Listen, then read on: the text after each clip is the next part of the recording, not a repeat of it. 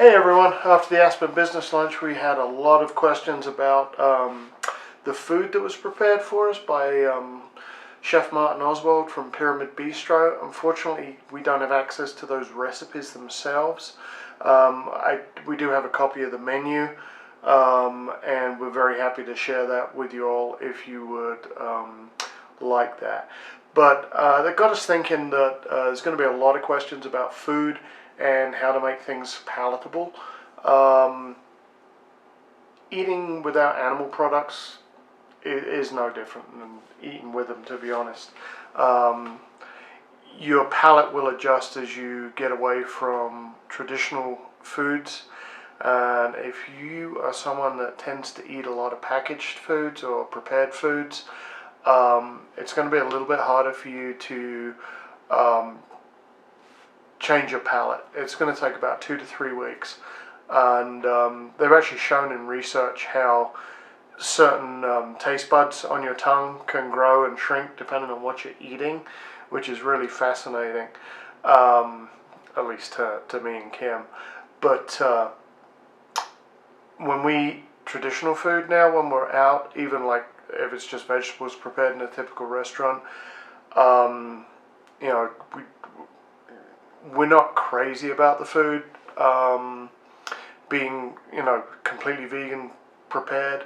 So sometimes there will be butter on stuff, especially like asparagus and stuff like that. But when that hits our tongues, usually we both look at each other and just are like, whoa, that's so greasy. And, it may not be that much, actually that much stuff on there. And then the other big one is salt. It can be so overpowering when you're not used to having any added salt at all. So today I wanted to just do a real basic preparation. We're going to have a big salad tonight like we often do. So there's going to be cucumber, tomatoes, a bunch of different kind of leafy greens, some iceberg lettuce, some Bibb lettuce, some purpley leafed stuff.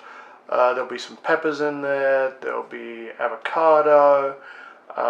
Some of the micronutrients will actually get into your system a little better if you do have a little bit of fat to help with the metabolism. And if you're not using a nut-based cream or something, avocado's a really good source to go to.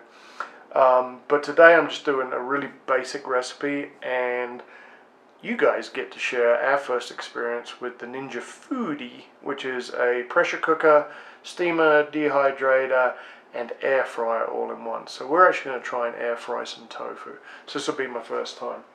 So you want to use firm tofu or extra firm if you've got it. You want to make sure you press that tofu. So I usually put a block of tofu on a plate, paper towel, another paper towel, another plate, and then some kind of weight on top of that. And you want to press it. I usually like to go a couple of hours, but 20-30 minutes will certainly make a difference. Tofu doesn't really have any flavor profile of its own. And of course, whole food plant-based, soybeans are your best, so edamame.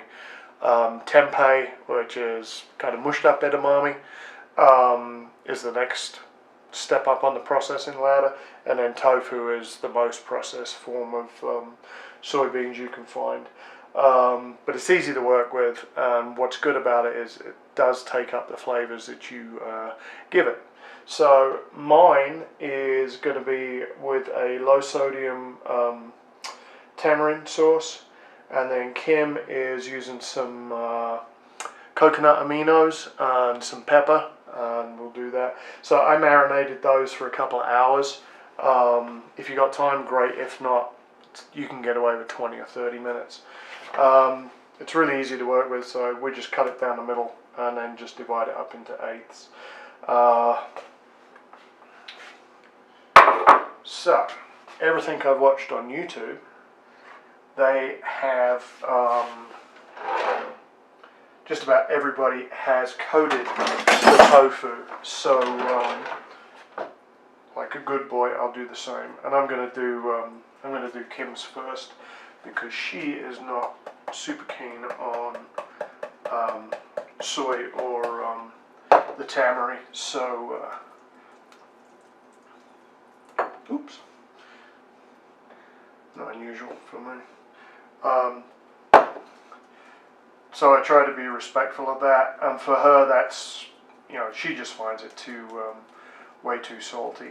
So what I'm going to do with hers, with the Ninja Foodie, and it's, let me bring it over here. So this is the first time we've used the Foodie. We just got it the other day. One of our friends was air frying some tofu, and we were so happy with hers that we decided we would actually buy our own air fryer. So that is Kim's. So this little rack,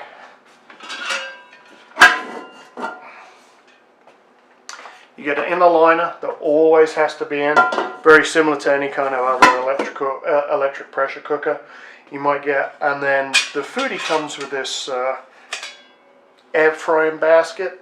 So as you can see, the air circulates really well, and then just has this little stand to hold it up. Now, they say you don't have to have oil in here, but most folks I know who are using these and using them successfully are using at least a teaspoon. We're not going to do that just because we're a little bit crazy. But anywho,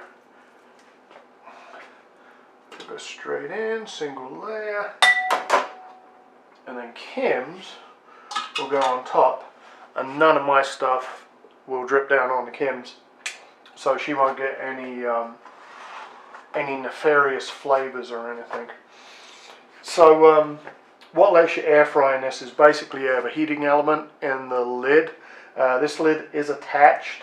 I think it takes so much power that they couldn't make it really removable and have a good enough or a secure enough plug for that. So this lid always stays attached. There's a second separate lid that goes down and locks on, just like a regular electric pressure cooker that you would use for steaming or pressure cooking, obviously. But this one has this huge heating element in there, just like you get on the older electric stoves, and then also has a fan. Everything I've seen says about 20 minutes for the tofu at about 370 degrees. So we're going to do 10 minutes, and then we're going to pull her out. Actually, what we want to do is I'm going to preheat her a little bit, just let her warm up, and then like I say, we'll cook it for 10 minutes. We'll shake it up, move it around a little bit so that all the sides are getting hit equally. Give it another 10 minutes, and then hopefully we can pull it out and it'll be good. So regular firm or extra firm tofu, press it, 20 minutes minimum, couple of hours is better. Cut it up, marinate it. You can use a little oil if you want, just like a teaspoon in the bottom of the pan, and that'll basically aerosolize and then circulate and kind of very, very lightly coats the outside of whatever you've got in there. But yeah, that's about it, and then about 20 minutes to cook it. And you can, you know, you can do any flavors you want. You could do barbecue, you could do chipotle, you could do teriyaki. You know, you could even do a curry or something. And actually, that reminds me, I need to put a little pepper on Kim's. So I have fresh ground black pepper. And one of the best things about pepper is, or one of the things that we like most about pepper, is it helps to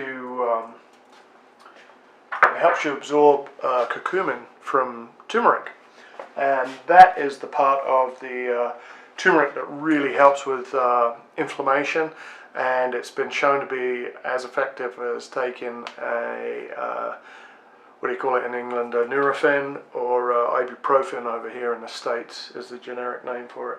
So pretty powerful stuff, and you want to take a little bit of black pepper with it. Make sure if you're making a recipe with turmeric, put some black pepper in there, you'll get much better absorption and better results. And then because it's Kim, she loves a little heat, so I'm just going to put in a couple of red pepper flakes.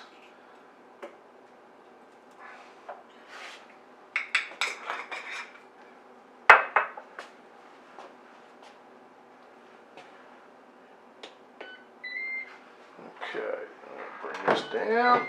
Oh, make sure that's over there. Hit the air crisp. Comes at 390, so I've got 360 or 375 as my temperature options. You can't go down smaller pieces than that. And then time is 20 and start. So that's the convection fan that you can hear. It's above the heating element. I'm going to set the timer on the microwave for 10 minutes. I'll come back and we'll mess that up and see how it goes.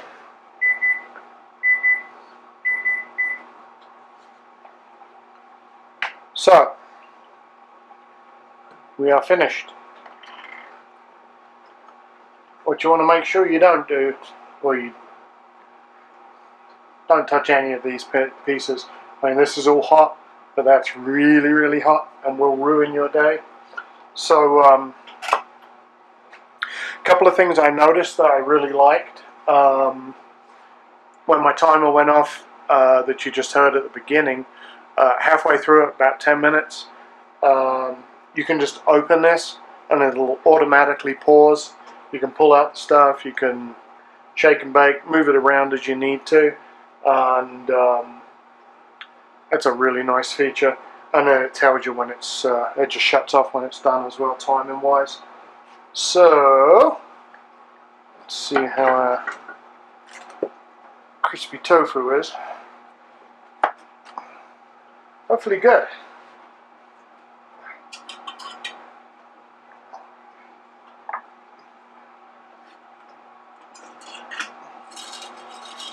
Ooh, can you hear that? So that looks like some beautiful, that sounds great. And then the really nice thing is you can just pull out that inner bin, which I'll have to do. That catches all the crumbs, all the other stuff that falls off any of the flavorings and stuff.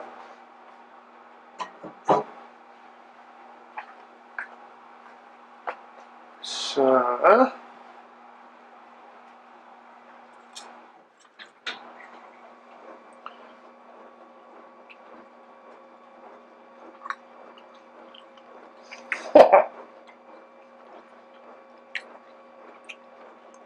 that was an Amazon Prime Day deal. I think it runs 280 bucks on Amazon. And we got it for just under 200. I think it was very, very worth it. So I'm very impressed. So as I was saying, yeah, this is absolutely gorgeous. Beautiful golden brown, and really, really easy to do.